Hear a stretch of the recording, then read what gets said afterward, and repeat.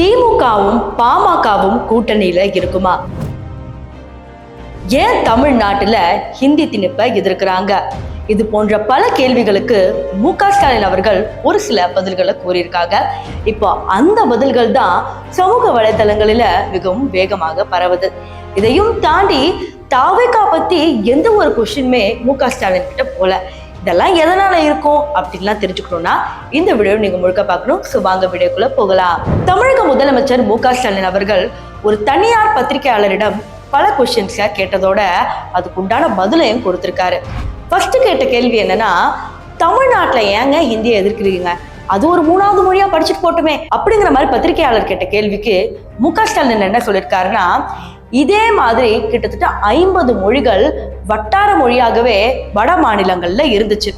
அதெல்லாம் இப்ப எங்க இருக்குன்னு தடம் தெரியாம அழிஞ்சு போச்சு.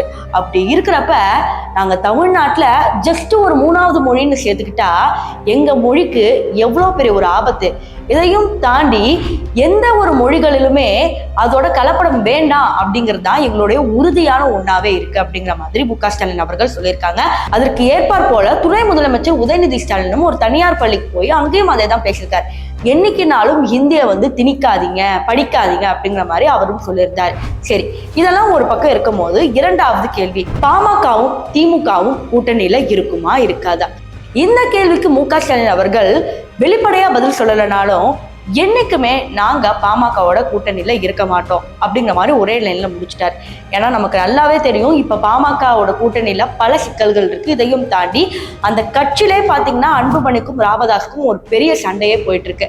அங்க யாரு தலைவர் அப்படிங்கிறது இப்ப வரைக்குமே தெரியல. சோ இப்படி இருக்கிற நிலையில எப்படி இவங்களோட கூட்டணி வச்சுக்க முடியும் அப்படிங்கறத அவர் சொல்லாம சொல்றாரு.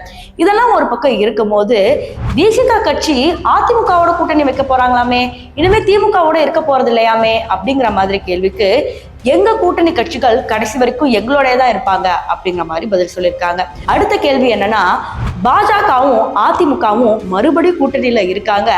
இதுல எடப்பாடி அவர்களும் நாங்க கூட்டணி ஆட்சி அமைக்க போவதில்லை, கூட்டணியில தான் இருக்கோம் அப்படிங்கிற மாதிரி பேசுறாரு. இதை நீங்க எப்படி பாக்குறீங்க அப்படின்னு கேட்ட கேள்விக்கு மு.க. ஸ்டாலின் என்ன பதில் சொல்லியிருக்காருன்னா, இதுக்கு முன்னாடி அவங்க எத்தனையோ தடவை கூட்டணியில இருக்காங்க, அத்தனை தடவையும் நாங்க தோக்கடிச்சிருக்கோம். இதே மாதிரி 2026லயும் நாங்க தோக்கடிப்போம், திமுக ஒரு மகத்தான வெற்றியை பெறும் அப்படிங்கிற மாதிரி ஒரு பதில சொல்லியிருக்காரு. இதுக்கப்புறம் எதிர்பார்க்கப்பட்ட கேள்வி என்னன்னா, தாவேகா பத்தி ஏதாவது கேள்வி கேட்பாங்களா அப்படின்னு நினைச்சோம். பட் தாவேகா பத்தி கேள்வியே கேட்கல. சோ இது நம்ம ஆல்ரெடி தெரியும். ஆதவர்ஜுனா என்ன சொல்லியிருக்காருன்னா, எப்பவுமே மு.க. ஸ்டாலின் கிட்ட தாவேகாவோட எந்த ஒரு கொஸ்டின்ஸுமே போகாது, பிகாஸ் அவரே செட் பண்ணி வச்சு அவரே தான் கேட்டுப்பாரு அப்படிங்கிற மாதிரி ஆதவர்ஜுனா சொன்னாரு.